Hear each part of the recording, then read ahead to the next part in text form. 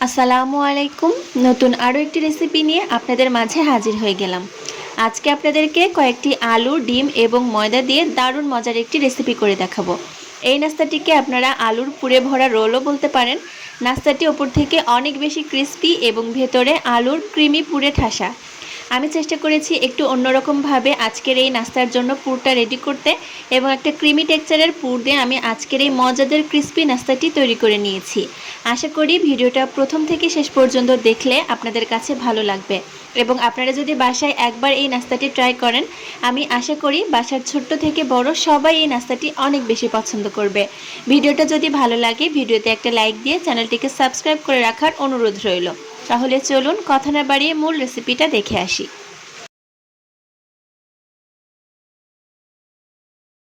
ময়দার এই নাস্তাটি তৈরি করার জন্য প্রথমে আমি একটা বাটির মধ্যে নিয়ে নিচ্ছি 2 কাপ পরিমাণ ময়দা। চেষ্টা করবেন ময়দাটা ব্যবহার করার জন্য, তাহলে রেজাল্টটা ভালো আসে। স্বাদ মতো লবণ দিয়ে দিলাম এবং 1 টেবিল চামচ পরিমাণ চিনি ব্যবহার করেছি, এতে করে ডোয়ের স্বাদটা অনেক বেশি ভালো হয়।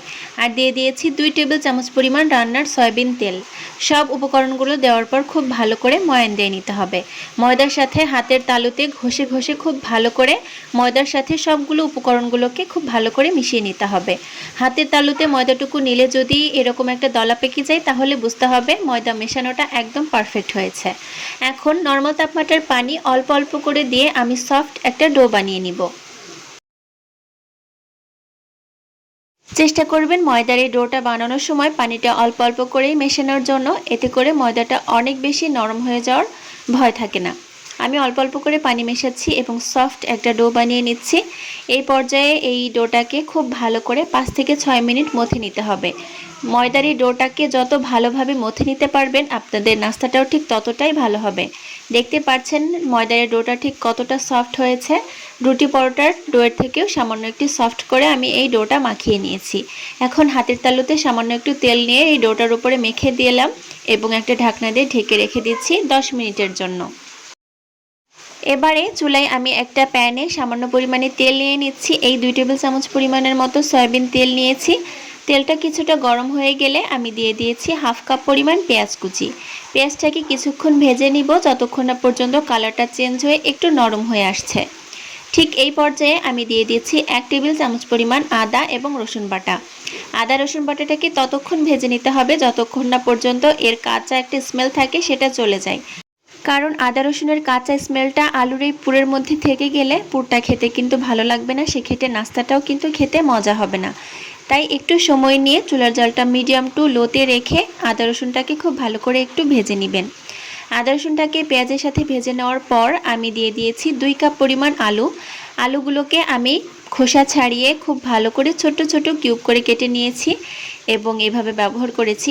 আলুটাকে দেওয়ার পর আমি স্বাদমতো লবণ দিয়ে দিয়েছি এবং আবারও ভালো করে মিশিয়ে নিচ্ছি। সমস্ত মশলাগুলোর সাথে আলুটাকে খুব ভালো করে মিশিয়ে নেওয়া হয়ে গেলে আমি দিয়ে দিচ্ছি প্রায় 1 কাপ পরিমাণ পানি, যাতে আলুটা একটু সেদ্ধ হয়ে যায়। খুব বেশি পানি দেওয়ার প্রয়োজন নেই, যেহেতু ছোট ছোট কিউব করে আলুগুলো কাটা হয়েছে, খুব দ্রুতই কিন্তু এগুলো সেদ্ধ হয়ে যাবে। আমি ঢাকনা দিয়ে ঢেকে 5 মিনিট মতো এই আলুগুলোকে রান্না করে নিয়েছি এবং 5 মিনিট পর ঢাকনাটা উঠিয়ে নিয়েছি। দেখতেই পাচ্ছেন আলু থেকে কিন্তু পানিটা অনেকটাই শুকিয়ে এসেছে। এবারে ঢাকনা খোলা অবস্থাতে আমি এই আলুগুলোকে আরও কিছুক্ষণ নেড়ে নিয়েছি এবং কড়াইয়ের একটা সাইড করে আলুগুলোকে সরিয়ে নিচ্ছি এবং যে সাইডটাতে ফাঁকা আছে সেই সাইডটাতে আমি আগে থেকে ভেঙে রাখা 2টা মিডিয়াম সাইজের ডিম দিয়ে দিয়েছি। আপনারা চাইলে এখানে ডিমের পরিমাণটা বাড়িয়েও নিতে পারেন, সেক্ষেত্রে আলুর পরিমাণটা আরেকটু কমিয়ে নেবেন, এতে করে খেতে বেশি ভালো লাগবে। ডিমগুলোকে আমি চামচ দিয়ে বা খুন্তি দিয়ে নেড়ে একটু ভেঙে ভেঙে নিলাম বা স্ক্র্যাম্বল করে নিলাম, যাই বলেন না কেন। এবারে স্ক্র্যাম্বল করে নেওয়া ডিমগুলোকে আলুর সাথে খুব ভালো করে মিশিয়ে নিতে হবে। আপনারা চাইলে এখানে আলুর বদলে কিংবা ডিমের বদলে চিকেনও ব্যবহার করতে পারেন, অথবা যে কোনো ধরনের সবজিও ব্যবহার করতে পারেন। ভালো করে মিশিয়ে নেওয়া হয়ে গেলে আমি স্বাদমতো কাঁচামরিচ কুচি দিয়ে দিয়েছি এবং হাফ চা চামচ দিয়ে দিয়েছি গোলমরিচের গুঁড়া। আপনারা সাদা কিংবা কালো যে কোনো গোলমরিচের গুঁড়া ব্যবহার করতে পারেন।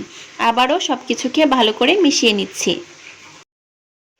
এখন আমি এই আলুগুলোর মধ্যে দিয়ে দিচ্ছি 2 টেবিল চামচ পরিমাণ ময়দা। আমি আজকে চেষ্টা করেছি পুরটাকে একটু অন্যভাবে তৈরি করার জন্য, তাই এখানে ময়দা ব্যবহার করেছি এবং ময়দা দেওয়ার সঙ্গে সঙ্গে ভালো করে নেড়ে দিতে হবে, না হলে কিন্তু ময়দাগুলো দলা পেকে যাবে। সব কিছু ভালো করে আবারও মিশিয়ে নেওয়ার পর আমি দিয়ে দিচ্ছি প্রায় 1 কাপ পরিমাণ লিকুইড গরুর দুধ। দুধটা দেওয়ার সাথে সাথে ভালো করে মিশিয়ে নিতে হবে, না হলে ময়দা এবং দুধ দলা পেকে যেতে পারে। এই দুধটা এবং ময়দাটা দেওয়ার কারণে কিন্তু আলু এবং ডিমের এই পুরের মধ্যে ক্রিমি একটা টেক্সচার আসবে এবং হোয়াইট সসের একটা ফ্লেভার পাওয়া যাবে। তাই চেষ্টা করবেন এভাবেই আলুর পুরটাকে বানিয়ে নেওয়ার জন্য।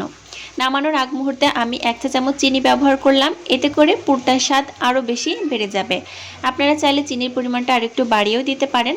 সব কিছু মিশিয়ে নেওয়ার পর এখন চুলার জালটা বন্ধ করে দিব এবং পুরটাকে নামিয়ে ঠান্ডা করে নিতে হবে। এখন 10 মিনিট পর আমি ঢাকনাটা সরিয়ে নিলাম ডোয়ের উপর থেকে এবং দেখতে পাচ্ছেন এই ডোটা কিন্তু একদম পারফেক্টলি সেট হয়ে গিয়েছে আর কতটা সফট হয়েছে দেখতেই পাচ্ছেন নিশ্চয়।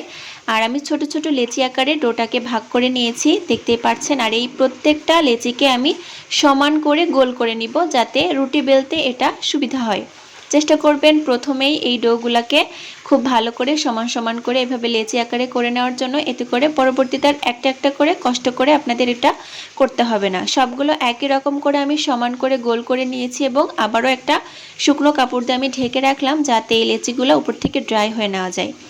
যেটার উপরে আমি রুটি বানাবো সেটার উপরে আমি সামান্য তেল লাগিয়ে নিলাম। আর এই ফাঁকে আমার এই আলুটাও কিন্তু একদম ঠান্ডা হয়ে গিয়েছে। তেলটা লাগানোর কারণ হচ্ছে এই রুটিটা বেলা কিন্তু অনেক বেশি সহজ হয়ে যাবে। চাইলে আপনারা ময়দা কিংবা আটা দিয়েও রুটিটা বেলতে পারেন, তবে তেল দিয়ে রুটিটা বেলতে গেলে খুব দ্রুত রুটিটা একদম বেলা হয়ে যাবে, কোনো রকম কোনো কষ্ট করতে হবে না। আমি একটা বেলন দিয়ে খুব ভালো করে পাতলা টাইপের একটা রুটি বানিয়ে নিব। এই পর্যায়ে রুটিটাকে বড় করার জন্য কিন্তু আর কোনো রকম বেলনের প্রয়োজন হবে না, যেহেতু তেল মেখে নিয়েছিলাম। এটা কিন্তু হাত দিয়েই এভাবে বড় করে নেওয়া যাবে, দেখতেই পাচ্ছেন। তাই অবশ্যই যেটার উপরে রুটিটা বানাবেন সেটার উপরে তেলটা মেখে নেবেন, এতে করে রুটিটা বেলাটা অনেক বেশি সহজ হয়ে যাবে। আর দেখতে পাচ্ছেন আমি কিরকম পাতলা করে রুটিটা বানিয়েছি। ঠিক এরকম পাতলা টাইপের, সাধারণ রুটির থেকেও বেশ পাতলা টাইপের একটা রুটি আপনারা বেলে নেবেন। এরপরে ঠিক রুটির মাঝ বরাবর আমি আগে থেকে তৈরি করে রাখা সেই আলু এবং ডিমের পুর দিয়ে নিচ্ছি এবং রুটিটার চারপাশ দিয়ে আমি সামান্য একটু পানি লাগিয়ে নিচ্ছি, যাতে এটা খুব ভালোভাবে সিল হয়ে যায়। আমি আঙুলের সাহায্যে চারপাশে একটু নরমাল তাপমাত্রার পানি সামান্যভাবে লাগিয়ে নিচ্ছি। এবার রুটির দুই পাশ যে অংশটুকু সামান্য ফাঁকা ফাঁকা ছিল সেই দুই পাশটা আমি এই আলুর পুরের উপর উঠিয়ে দিলাম, দেখতেই পাচ্ছেন। এবং পেছনের যে সাইডটা এখনও ফাঁকা অবস্থায় আছে সেই সাইডটা আমি তুলে নিয়ে এসে পুরোটা আলুর পুর একদম ঢেকে দিলাম। আর এখন এরকম রোল করে একটা নাস্তার শেপ দিয়ে নিচ্ছি। আসলে এটা বলে বোঝানো সম্ভব না, আপনারা ভিডিওটা দেখে নিশ্চয়ই বুঝতে পারছেন আমি কাজটা কিভাবে করছি। আর কিন্তু খুব দ্রুতই কয়েক সেকেন্ডের মধ্যে আমার একটা নাস্তা একদম পারফেক্টলি রেডি হয়ে গিয়েছে। আমি এই প্রসেসটা আরও একবার আপনাদের দেখিয়ে দিচ্ছি, যাতে আপনারা ভালোভাবে বুঝতে পারেন।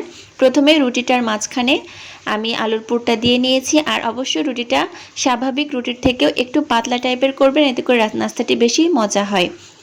যে দুই পাশটা ফাঁকা ছিল সেই দুই পাশ আমি আলুর পুরের উপর উঠিয়ে নিলাম এবং পেছনের যে সাইডটা ফাঁকা অবস্থায় ছিল সেই সাইডটা উঠিয়েও আমি আলুর পুরটা পুরোপুরি ঢেকে দিলাম এবং একটার পর একটা রোল করে এরকম নাস্তাটা করে নিচ্ছি। আর যেহেতু পানি লাগানো ছিল চারপাশে, তাই এটা কিন্তু খুব সহজেই সিল হয়ে যাবে। সবগুলা নাস্তা আমি একই রকমভাবে বানিয়ে নিয়েছি এবং এগুলাকে ভাজার জন্য চুলায় আগে থেকেই পর্যাপ্ত তেল দিয়ে দিয়েছিলাম কড়াইতে এবং মিডিয়াম টু লো আছে তেলটাকে সামান্য গরম করে নাস্তাগুলোকে একে একে দিয়ে দিতে হবে এবং নাস্তাগুলো দেওয়ার সাথে সাথে কড়াইয়ের হাতলটা ধরে এভাবে একটু উল্টে পাল্টে দিবেন, এতে করে তেলটা নাস্তার ওপরেও চলে আসবে এবং নাস্তাটি পারফেক্টলি ফুলে যাবে। কিছুক্ষণ পর এরকম চামচের সাহায্যে একটু উল্টে পাল্টে দিতে হবে। চুলার জালটা অবশ্যই মিডিয়াম টু লোতে রাখবেন। হাই হিটে নাস্তাগুলো ভাজলে খুব দ্রুত উপর থেকে কালার চলে আসবে, সেক্ষেত্রে কিন্তু ক্রিস্পিনেসটা হবে না। পরবর্তীতে ভাজার সাথে সাথেই কিন্তু এই নাস্তাটা নরম হয়ে যাবে।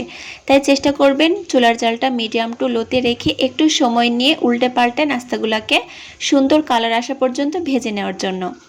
একটা পাশ যখন ভাজা হয়ে যাবে পরবর্তীতে আরেকটা পাশও একই রকমভাবে উল্টে পাল্টে ভেজে নিতে হবে। সর্বোচ্চ 8 থেকে 10 মিনিট সময় লাগতে পারে এক এক ব্যাচ নাস্তাগুলোকে ভেজে নেওয়ার জন্য। আমার পছন্দ মতো কালার আসা পর্যন্ত আমি নাস্তাগুলোকে ভেজে নিয়েছি এবং এখন তেল ঝরিয়ে প্রত্যেকটা নাস্তা আমি উঠিয়ে নিচ্ছি।